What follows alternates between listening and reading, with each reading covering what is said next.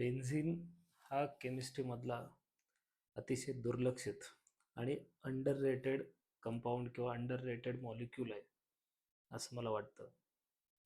याचं कारण मित्रांनो, बेन्झिनबद्दलच्या अशा गोष्टी आहेत, ज्या गोष्टी तुम्हाला आज तागायत कळल्या नाहीत, कुणी समजून घेतलं नाही बेन्झिनला. अशा गोष्टी आज मला तुमच्याशी शेअर करायच्या आहेत. आपण सगळे बेन्झिनला खूप स्टेबल कंपाऊंड, ॲरोमॅटिक कंपाऊंड म्हणून ओळखतो.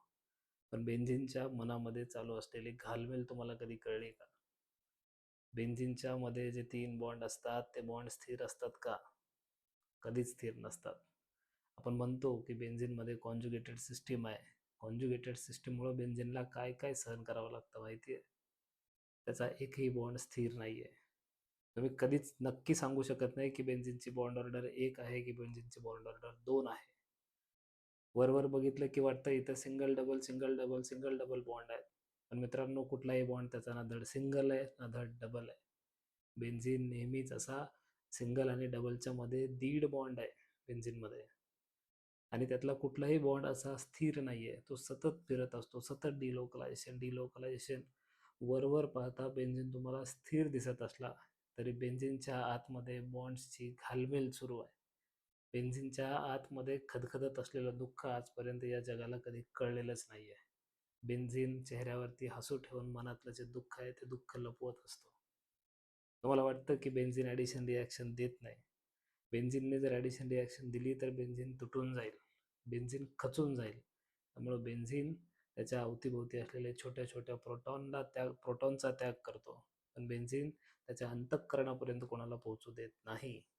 मित्रांनो, बेन्झिन इतका निष्ठुर नाहीये, पण बेन्झिनला टिकून राहण्यासाठी त्याचं बेन्झिन पण, त्याचं ॲरोमॅटिक पण टिकून ठेवण्यासाठी बेन्झिनला असं वागावं लागतं. मित्रांनो, बेन्झिन ज्या कंपाऊंडमध्ये, ज्या स्ट्रक्चरमध्ये बेन्झिन आहे, आपण म्हणतो त्याला ॲरोमॅटिक. ॲरोमॅटिक म्हणजे प्लीझंट ओडर असणं, पण बेन्झिनला स्वतःला चांगला वास नाही आहे. बेन्झिन पॉयझनस आहे. त्यानंतर बेन्झिनची हिस्ट्री, बेन्झिनची स्ट्रक्चरसुद्धा मित्रांनो नीट डिस्कव्हर झालेली नाही आहे. कोणी डिस्कव्हर केली? केकुले नावाच्या माणसानं. कशी डिस्कव्हर केली? तर त्याच्या स्वप्नामध्ये साप आला. एक साप स्वतःची शेपटी पकडण्याच्या नादामध्ये गरागरा फिरत होता आणि ॲक्सिडेंटल स्वप्नामध्ये बेन्झिनची डिस्कव्हरी झाली. बेन्झिनच्या स्ट्रक्चरची डिस्कव्हरी झाली. मित्रांनो, बेन्झिन इतका दुर्दैवी मॉलिक्यूल तुम्हाला या जगामध्ये, या पृथ्वीवर शोधून सापडणार नाही. त्याच्यानंतर बेन्झिनची स्टॅबिलिटी सांगण्यासाठी आपण म्हणतो हकेल रूल.